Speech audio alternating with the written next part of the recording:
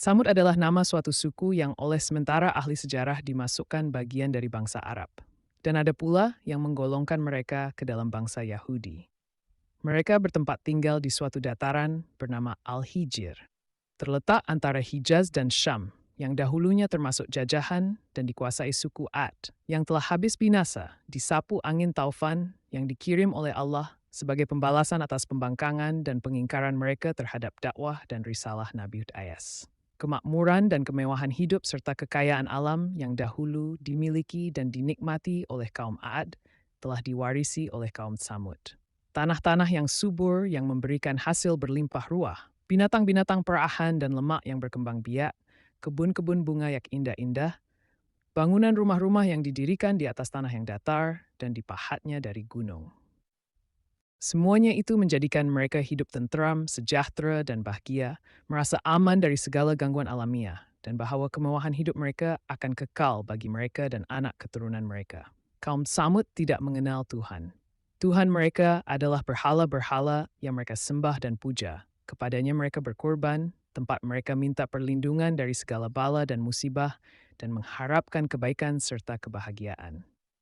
Mereka tidak dapat melihat atau memikirkan lebih jauh dan apa yang dapat mereka jangkau dengan panca indera. Nabi Saleh berdakwah kepada kaum Tsamud, Allah yang maha pengasih dan maha penyayang tidak akan membiarkan hamba-hambanya berada dalam kegelapan terus-menerus tanpa diutusnya Nabi pesuruh di sisinya untuk memberi penerangan dan memimpin mereka keluar dari jalan yang sesat ke jalan yang benar.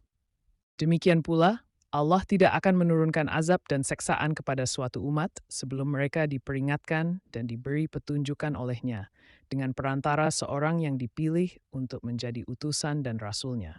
Sunatullah ini berlaku pula kepada kaum Tsamud yang kepada mereka telah diutuskan Nabi Saleh, seorang yang telah dipilihnya dari suku mereka sendiri, dari keluarga yang terpandang dan dihormati oleh kaumnya, terkenal tangkas, cerdik pandai, rendah hati, dan ramah tamah dalam pergaulan. Dikenalkan mereka oleh Nabi Saleh kepada Tuhan yang sepatut mereka sembah, Tuhan Allah yang Maha Esa, yang telah mencipta mereka, menciptakan alam sekitar mereka, menciptakan tanah-tanah yang subur, yang menghasilkan ben-ben keperluan hidup mereka, mencipta binatang-binatang yang memberi manfaat dan berguna bagi mereka. Dan dengan demikian memberi kepada mereka kenikmatan dan kemewahan hidup dan kebahagiaan lahir dan batin.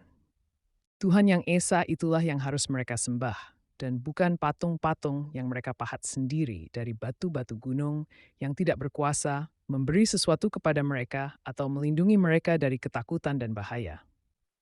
Nabi Saleh memperingatkan mereka bahwa ia adalah seorang daripada mereka, terjalin antara dirinya dan mereka ikatan keluarga dan darah. Mereka adalah kaumnya dan sanak keluarganya, dan dia adalah seketurunan dan sesuku dengan mereka. Ia mengharapkan kebaikan dan kebajikan bagi mereka dan sesekali tidak akan menjerumuskan mereka ke dalam hal-hal yang akan membawa kerugian, kesengsaraan, dan kebinasaan bagi mereka.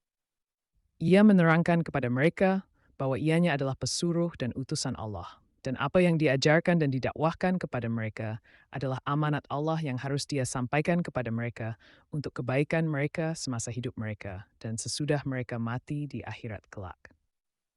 Ia mengharapkan kaumnya mempertimbangkan dan memikirkan sungguh-sungguh apa yang ia serukan dan anjurkan, dan agar mereka segera meninggalkan persembahan kepada berhala-berhala itu dan percaya beriman kepada Allah yang Maha Esa, seraya bertaubat dan mohon ampun kepadanya atas dosa dan perbuatan syirik yang selama ini telah mereka lakukan. Allah Maha dekat kepada mereka mendengarkan doa mereka dan memberi ampun kepada yang salah bila dimintanya. Terperanjatlah kaum Saleh mendengar seruan dan dakwahnya, yang bagi mereka merupakan hal yang baru, yang tidak diduga akan datang dari saudara atau anak mereka sendiri.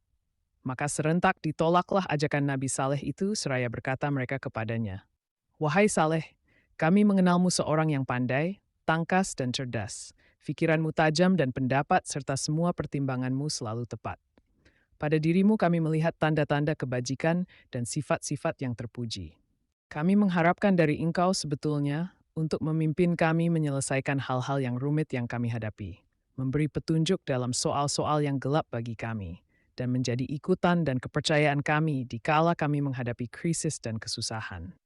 Akan tetapi, segala harapan itu menjadi meleset, dan kepercayaan kami kepadamu tergelincir hari ini dengan tingkah lakumu dan tindak tandukmu yang menyalahi adat istiadat dan tata cara hidup kami. Apakah yang kau serukan kepada kami?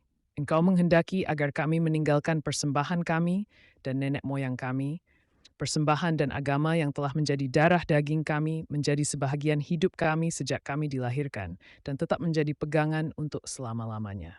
Kami sesekali tidak akan meninggalkannya karena seruanmu, dan kami tidak akan mengikutimu yang sesat itu.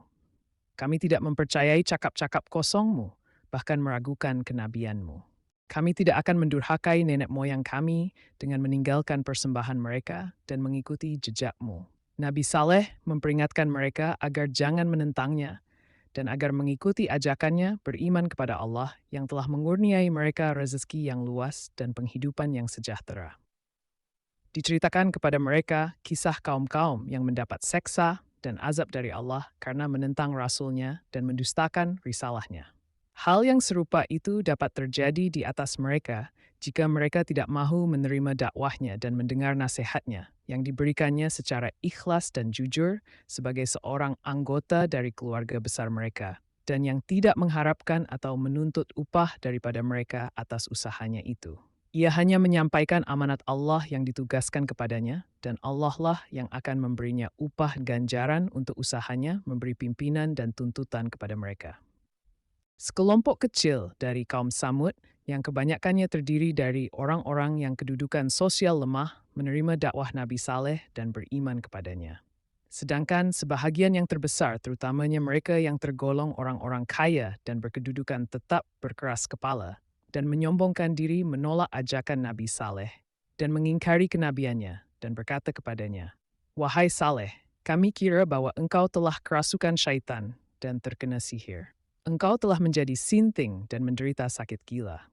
Akalmu sudah berubah dan pikiranmu sudah kacau, sehingga engkau dengan tidak sadar telah mengeluarkan kata-kata yang tidak masuk akal dan mungkin engkau sendiri tidak memahaminya.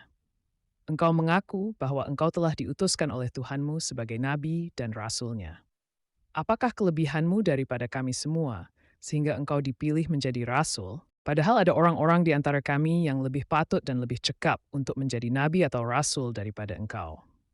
Tujuanmu dengan bercakap kosong dan kata-katamu hanyalah untuk mengejar kedudukan dan ingin diangkat menjadi kepala dan pemimpin bagi kaummu.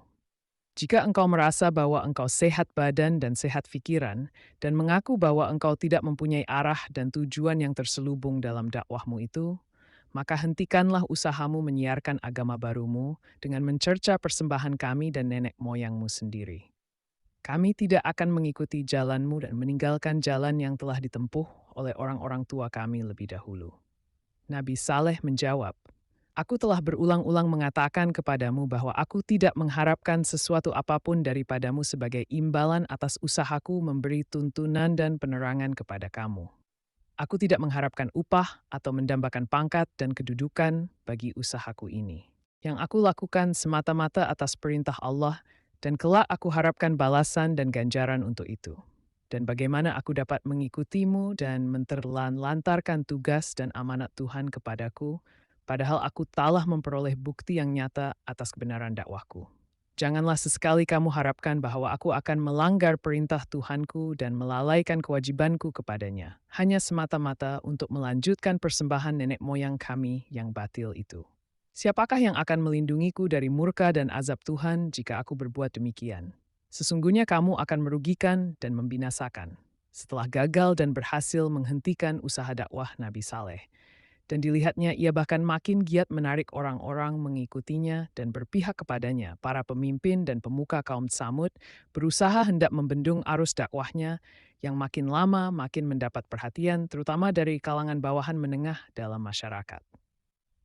Mereka menentang Nabi Saleh, dan untuk membuktikan kebenaran kenabiannya dengan suatu bukti mukjizat dalam bentuk benda atau kejadian luar biasa yang berada di luar kekuasaan manusia. Allah memberi mukjizat kepada Nabi Saleh. Nabi Saleh sadar bahwa tentangan kaumnya yang menuntut bukti daripadanya berupa mukjizat itu adalah bertujuan hendak menghilangkan pengaruhnya dan mengikis habis kewibawaannya di mata kaumnya. terutama para pengikutnya, bila ia gagal memenuhi tentangan dan tuntutan mereka.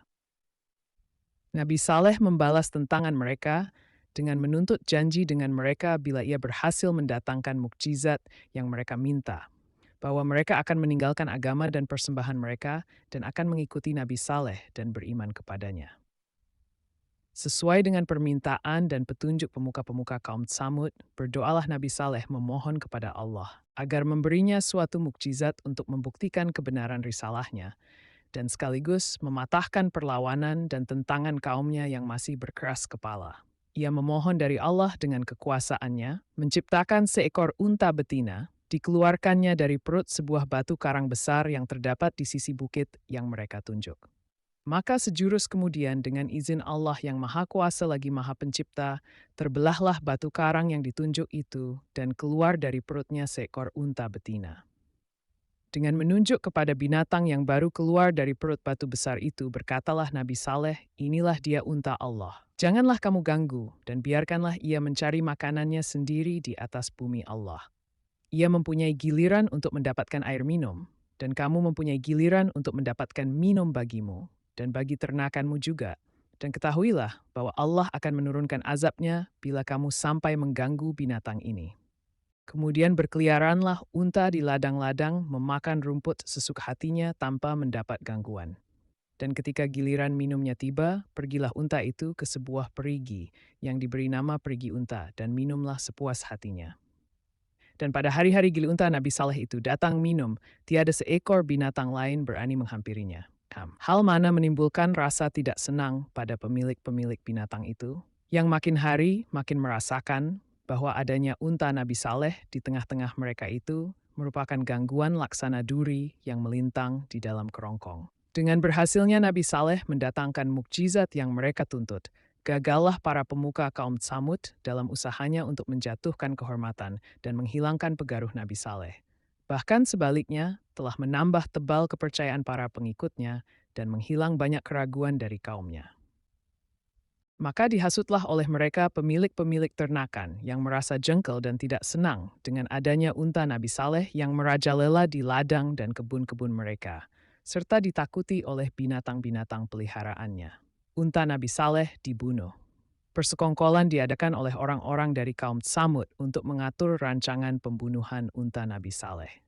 Dan selagi orang masih dibayangi oleh rasa takut dari azab yang diancam oleh Nabi Saleh, bila untanya diganggu, di samping adanya dorongan keinginan yang kuat untuk melenyapkan binatang itu dari atas bumi mereka, muncullah tiba-tiba seorang janda bangsawan yang kaya raya menawarkan akan menyerah dirinya kepada siapa yang dapat membunuh unta Saleh. Di samping janda itu, ada seorang wanita lain yang mempunyai beberapa putri cantik-cantik, menawarkan akan menghadiahkan salah seorang dari putri-putrinya kepada orang yang berhasil membunuh unta itu. Dua macam hadiah yang menggiurkan dari wanita itu, dan hasutan para pemuka Tsamud, mengundang dua orang lelaki bernama Mushadda bin Muharrij dan Gudar bin Salif, berkemas-kemas akan melakukan pembunuhan bagi meraih hadiah yang dijanjikan, dan pujian yang akan diterimanya dari para kafir suku Tsamud, bila unta Nabi Saleh telah mati dibunuh. Dengan bantuan 7 orang lelaki lagi, bersembunyilah di suatu tempat, di mana biasanya dilalui oleh unta dalam perjalanannya ke perigi tempat ia minum. Dan begitu unta-unta yang tidak berdosa itu lalu segeralah dipanah betisnya oleh Musada, yang disusul oleh Gudar dengan menikamkan pedangnya di perutnya. Dengan perasaan megah dan bangga, pergilah para pembunuh unta itu ke ibu kota menyampaikan berita matinya unta Nabi Saleh, yang mendapat sambutan sorak-sorai dan teriakan gembira dari pihak musyrikin, seakan mereka kembali dari medan perang dengan membawa kemenangan yang gemilang. Berkata mereka pada Nabi Saleh, "Wahai Saleh, untamu telah amti dibunuh, cobalah datangkan akan apa yang engkau katakan dulu akan ancamannya bila unta itu diganggu, jika engkau betul-betul termasuk orang-orang yang terlalu benar dalam kata-katanya." Nabi Saleh menjawab, "Aku telah peringatkan kamu bahwa Allah akan menurunkan azabnya atas kamu jika kamu mengganggu unta itu. Maka dengan terbunuhnya unta itu, maka tunggulah engkau akan tibanya masa azab yang Allah telah janjikan dan telah aku sampaikan kepada kamu. Kamu telah menentang Allah dan terimalah kelak akibat tentanganmu kepadanya. Janji Allah tidak akan meleset." Kamu boleh bersukaria dan bersenang-senang selama 3 hari ini, kemudian terimalah ganjaranmu yang setimpal pada hari keempat. Demikianlah kehendak Allah dan takdirnya yang tidak dapat ditunda atau dihalang. Ada kemungkinan menurut sementara ahli tafsir bahwa Allah melalui Rasulnya Nabi Saleh memberi waktu 3 hari itu untuk memberi kesempatan. Kalau mereka sadar akan dosanya dan bertaubat minta ampun serta beriman kepada Nabi Saleh kepada risalahnya. Akan tetapi dalam kenyataannya, tempoh 3 hari itu bahkan menjadi bahan ejekan kepada Nabi Saleh yang ditentangnya untuk mempercepat datangnya azab itu dan tidak usah ditangguhkan 3 hari lagi. Turunnya azab Allah yang dijanjikan Nabi Saleh memberitahu kaumnya bahwa azab Allah yang akan menimpa di atas mereka akan didahului dengan tanda-tanda, yaitu pada hari pertama, bila mereka terbangun dari tidurnya, akan menemui wajah mereka menjadi kuning dan berubah menjadi merah pada hari kedua dan hitam pada hari ketiga, dan pada hari keempat, turunlah azab Allah yang pedih. Mendengar ancaman azab yang diberitahukan oleh Nabi Saleh kepada kaumnya, kelompok 9 orang ialah kelompok pembunuh unta merancang pembunuhan atas diri Nabi Saleh, mendahului tibanya azab yang diancamkan itu. Mereka mengadakan pertemuan rahasia dan bersumpah bersama akan melaksanakan rancangan pembunuhan itu di waktu malam, di saat orang masih tidur nyenyak untuk menghindari tuntutan balas darah oleh keluarga Nabi Saleh, jika diketahui identiti mereka sebagai pembunuhnya. Rancangan mereka ini dirahasiakan sehingga tidak diketahui dan didengar oleh siapapun kecuali ke-9 orang itu sendiri. Ketika mereka datang ke tempat Nabi Saleh bagi melaksanakan rancangan jahatnya di malam yang gelap gulita dan sunyi senyap, berjatuhanlah di atas kepala mereka batu-batu besar yang tidak diketahui dari arah mana datangnya, dan yang seketika merebahkan mereka di atas tanah dalam keadaan tidak bernyawa lagi. Demikianlah Allah telah melindungi Rasul-Nya dari perbuatan jahat hamba-hambanya yang kafir. 1 hari sebelum hari turunnya azab-azab yang telah ditentukan itu, dengan izin Allah berangkatlah Nabi Saleh bersama para mukminin pengikutnya menuju Ramlah, sebuah tempat di Palestina, meninggalkan Hijir dan penghuninya, kaum Tsamud habis binasa, ditimpa halilintar yang dahsyat beriringan dengan gempa bumi yang mengerikan. Kisah Nabi Saleh dalam Al-Quran. Kisah Nabi Saleh diceritakan oleh 2 ayat dalam 11 surah, di antaranya surah Al-A'raf ayat 73 hingga 79, surah Hud ayat 61 sehingga ayat 60, dan surah Al-Qamar ayat 23 sehingga ayat 32. Pelajaran dari kisah Nabi Saleh (LS). Pengajaran yang menonjol yang dapat dipetik dari kisah Nabi Saleh ini ialah bahwa dosa dan perbuatan mungkar yang dilakukan oleh sekelompok kecil warga masyarakat dapat berakibat negatif yang membinasakan masyarakat itu seluruhnya. Lihatlah betapa kaum Tsamud menjadi binasa, hancur dan bahkan tersapu bersih dari atas bumi karena dosa dan pelanggaran perintah Allah yang dilakukan oleh beberapa gelintir orang pembunuh unta Nabi Saleh AS. Disinilah letaknya hikmah perintah Allah agar kita melakukan amar makruf nahi mungkar. Karena dengan melakukan tugas amar makruf nahi mungkar yang menjadi fardu kifayah itu, setidak-tidaknya kalau tidak berhasil mencegah kemungkaran yang terjadi di dalam masyarakat. Dan lindungan kita telah membebaskan diri dari dosa, menyetujui atau merestui perbuatan mungkar itu. Bersikap pasif acuh tak acuh terhadap maksiat dan kemungkaran yang berlaku di depan mata dapat diartikan sebagai persetujuan dan penyekutuan terhadap perbuatan mungkar itu. Terima kasih telah menonton. Jangan lupa like, subscribe,